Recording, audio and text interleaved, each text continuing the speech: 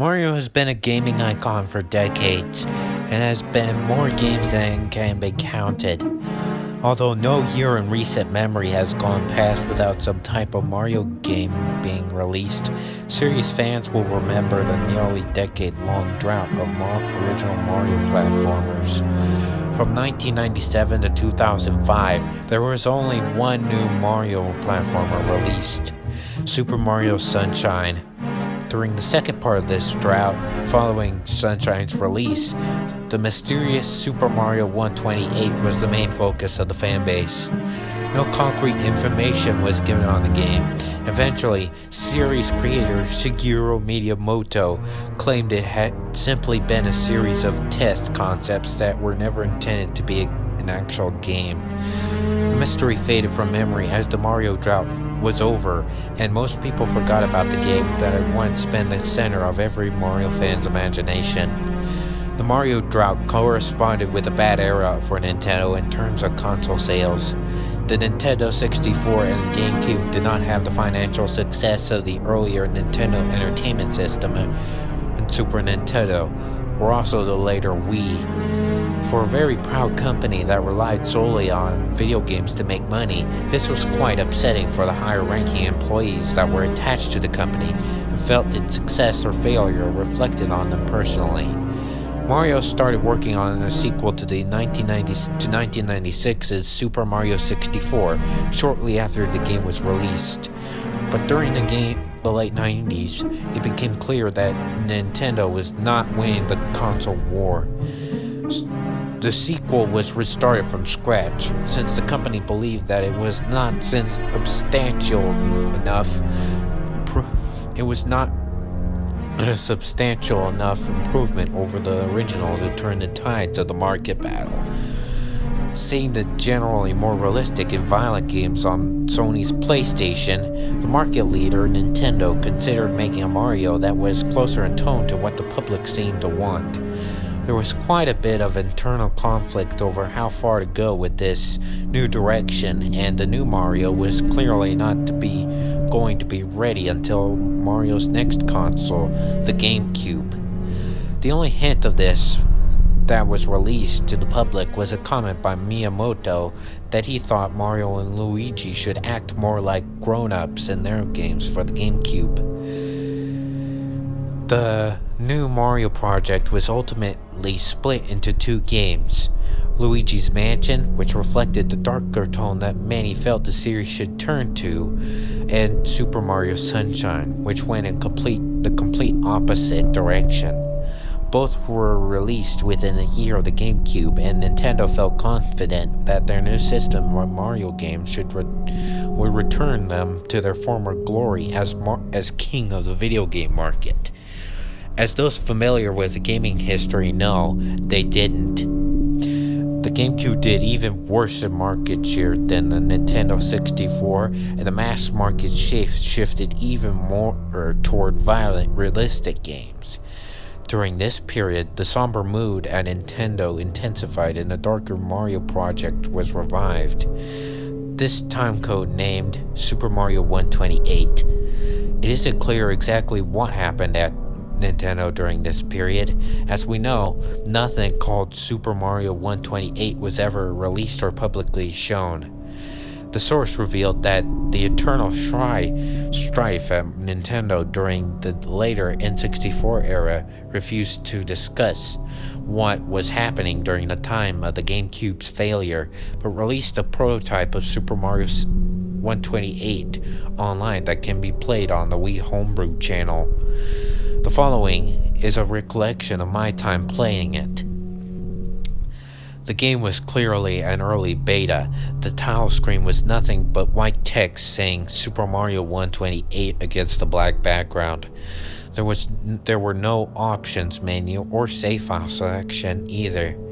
After the title screen, the game started. Bowser's laugh from Super Mario 64 looped in the background while plain text box displayed this dialogue. "Mario, I've taken Princess Peach and she will not live to see the sun rise tomorrow unless you take her place. You know what to do and where to go. Do not try to stop me unless you want to hasten her death."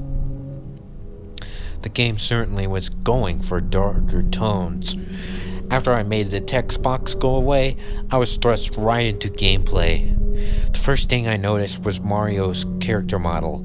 His body was as detailed as in Super Mario Galaxy, although a little more realistically proportioned, but his head was taken straight from his Super Mario 64 character model. Obviously, his design wasn't a finished product yet. The setting was a sky level. There were some simple platforms floating in the air. The rest of the area was just blue sky with several clouds scrolling in the background. The clouds seemed more realistic than the usual cartoony puffs in Mario games. They were quite graphically impressive. There was no music or full voice samples for Mario, but there were sound effects / grunts when he jumped. The jumping was more subdued than in other Mario games. Mario didn't jump as high as he usually did and had little control over his movement in the air. The different types of jumps in every 3D Mario weren't present. I played through the level. There was nothing especially notable about the gameplay. Enemies didn't seem to have been added yet. I just jumped from platform to platform and it wasn't very challenging. As I went through the level, I noticed the graphics gradually changing. The sky became more and more cloudy until it was entirely composed of clouds, and the cloud background gradually turned to a dark gray. After this, it started to rain. I reached a small platform with a toad on it. It looked like the Super Mario Galaxy model. When I landed in this platform, dialogue appeared. "We don't want you anymore, Mario. You just don't belong here. Just give Bowser what he wants. Die." After the text box went away, I no longer had control of Mario. Mario just stood there for a while, then turned around and walked off the platform. His body seemed to go limp as he fell. Eventually, it was revealed that there was a realistic modern city under the sky. The buildings looked neglected, but there were people on the street. Mario hit the ground with a realistic sounding thud, but he didn't explode or show any visible wounds. He just laid there. The people in the city just kept walking by, ignoring Mario, although I thought I saw a few glances at him with cold, somewhat angry expressions. This went on for a few minutes, and eventually people stopped showing up.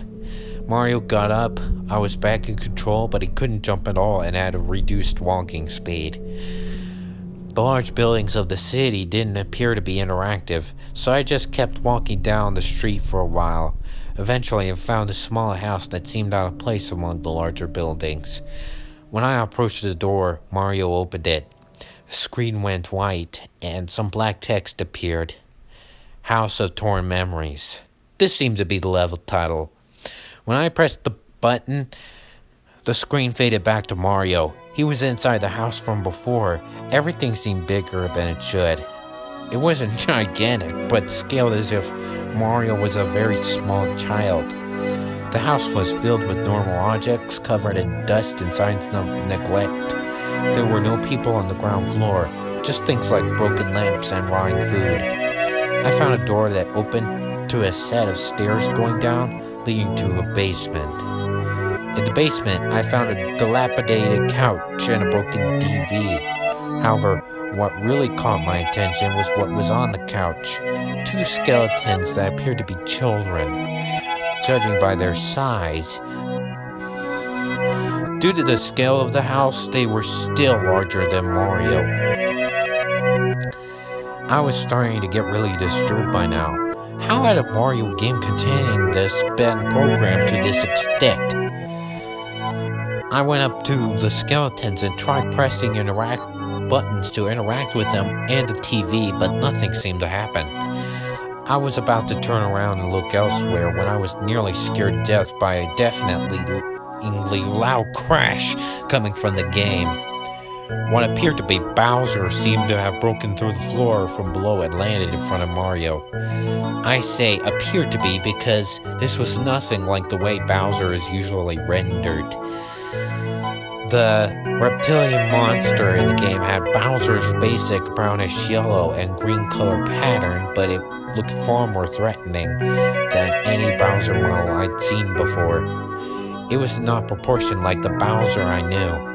Its arms and legs were far longer in relation to its body and ended in razor-sharp claws. The green shell didn't look like it had spikes glued on. They were more jagged and organic looking with the same dark green color the rest of the shell had. The face had small but intense, pure black eyes and a mouth full of jagged teeth that took up far more of the face than it should have. Mario was cowering in fear of this thing. A dialogue box appeared. "You've kept me waiting long enough, Mario. I shall taste flesh soon. Will you finally surrender to me, or does Peach have to die?" I still didn't have control. Mario just stood there, shivering for several seconds before nodding his head. Bowser impaled Mario with his claws. There was no blood, but it was clear from the animation and sound effects that the sharp digits of Bowser's hands had gone through Mario's body. In one swift motion, Bowser dragged Mario up to his face and bit his head off. Again, there was no blood or graphic details left behind on Mario's neck, just Mario's character model being destroyed.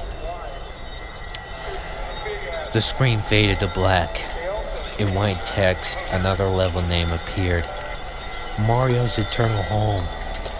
Mario's character model was whole again when the level started. It was the only thing on the screen besides the black background.